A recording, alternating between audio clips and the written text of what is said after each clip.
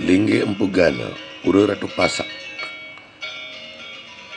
yang pernah didatangi oleh aliran Hare Krishna untuk melaksanakan Agnihotra di tempat ini. Apa yang terjadi? 2 tahun setelah melaksanakan Agnihotra terjadi bencana, yaitu robohnya, runtuhnya Bali Poedan. Inilah pertanda bahwa aliran Hare Krishna, upacara atau ritual Agnihotra tidak perlu dilaksanakan di pura-pura. Ini peringatan untuk seluruh umat Hindu di mana saja berada.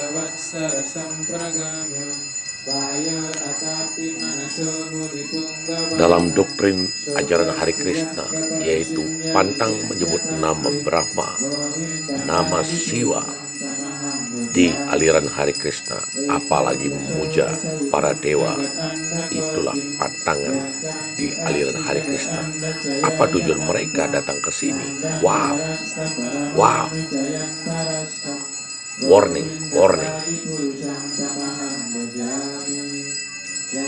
Tidak terdengar mantra Siwa, Sada Siwa, Parama Siwa, Brahma, Wisnu, Iswara, Trimurti tidak ada terdengar di dalam doa-doa aliran Hare Krishna ini. Kenapa ini aliran Hare Krishna ini? Dampak bencana terparah terjadi di Pura Penataran Agung Catur Parahyangan Ratu Pasak di Desa Punduk Dawa, Kecamatan Dawan. Sapuan angin kencang merobohkan Bali Poedan di pura setempat. Titik bencana di tempat ini saja menimbulkan kerugian sekitar 1,3 miliar rupiah. Menurut pemangku pemucuk pura setempat, Ciromangku Gede Arya Swabawa, sebelum kejadian terjadi angin begitu keras sekitar pukul 14 WITA. Angin berputar-putar di dekat pura. Tidak lama kemudian, bangunan Bali Poedan roboh. Setelah robohnya itu, apakah aliran Hare Krishna menaruh perhatian terhadap pura Lingga Empugana Ratu Pasak ini?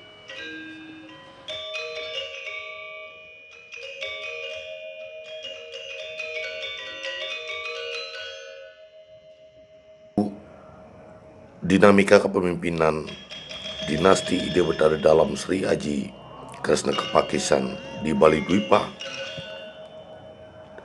1352 sampai 1560 Masehi.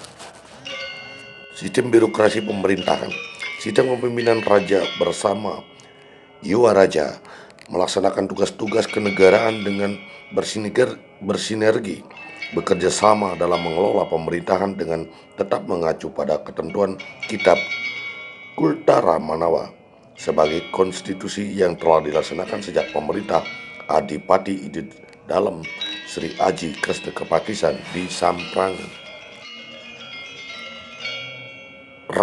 Raja dan Yuwa Raja dibantu oleh lembaga eksekutif yang disebut Manca Negara, terdiri dari pejabat baru yang masing-masing putra dari pejabat sebelumnya sewaktu di Samprangan sebagai lembaran baru dalam mewujudkan pemerintah yang efektif untuk kemajuan kehidupan rakyat Bali. Adapun institusi mancanegara dipercayakan kepada tokoh-tokoh muda yang visioner, yaitu Patih dijabat I Gusti Petanakan, putra tertua dari I Gusti Nyuhaya, keturunan Arya Kepakisan. Demung dipegang oleh I Gusti Pinatih, keturunan Arya Wangbang Kediri yang sekaligus menjadi Anglurah Kertelangu, sehingga dalam keseharian berkedudukan di daerah Kertelangu, Badung.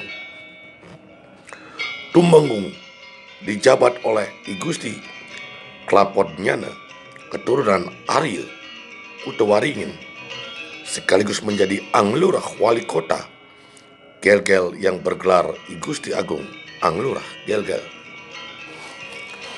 Penyarikan Dalam adalah sekretaris kerajaan dijabat oleh I Gusti Brangsinga, putra tertua Arya Kanuluhan, sedangkan adik-adiknya adalah I Gusti Tangkas dan I Gusti Pegatepan. Sedahan Agung dijabat oleh Kiai Rari Angon, cucu dari Ki Patih Ulung, yang juga belakangan menyandang sebutan Kiai Agung Pasgelgel sebagai gelar turun-temurun sejak dikenakan oleh Ki Patih Ulung. Sebagai pelaksana lapangan yang akan menerjemahkan segala kebijakan dan pemerintah dari mancanegara, telah ditetapkan pejabat-pejabat yang dipilih dari garis keturunan Sang Sapteresi yang merupakan keluarga besar Kiai Agung Pasgelgel alias Kiai Rari Angon. Mereka itu di antara lain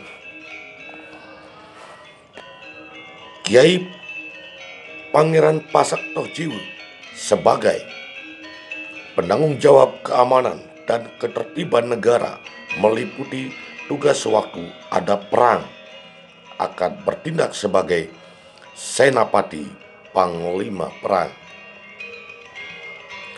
Ki Pasak Salahin membantu tugas Kiai Agung Pasgelgel yang terkait dengan pengelolaan kas, baik pemasukan dan pengeluaran keuangan negara.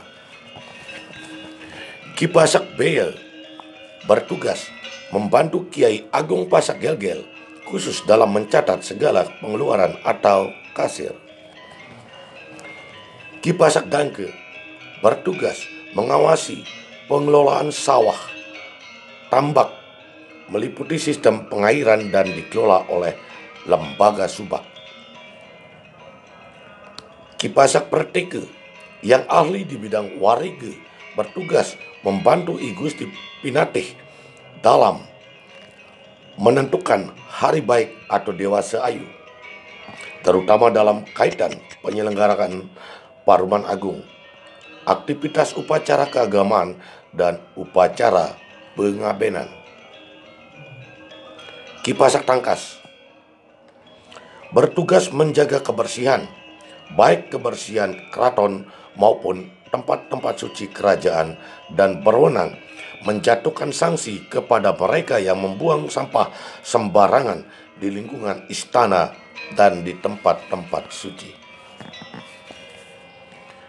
Ki Pasak Ngukuhin bertugas memantau kehidupan warga di pedesaan dan daerah pegunungan. Ki Pasak Kebayan bertugas mengkoordinir para pemangku di tempat suci kerajaan, sekaligus membuat catatan atas pelaksanaan tugas-tugas itu.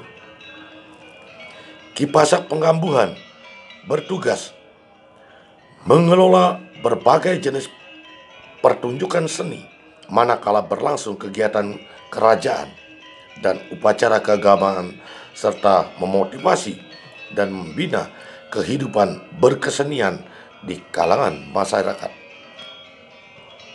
Ki Pasak Penyarikan membantu tugas I Gusti Brangsinge dalam mengelola surat menyurat. Ki Pasak Bendese mengawasi pengelolaan kahyangan 3 di setiap desa, baik dalam pemeliharaan fisik, pura maupun penyelenggaraan upacara keagamaan dilaksanakan oleh para bendese. Semoga terinspirasi untuk menjaga Trikayangan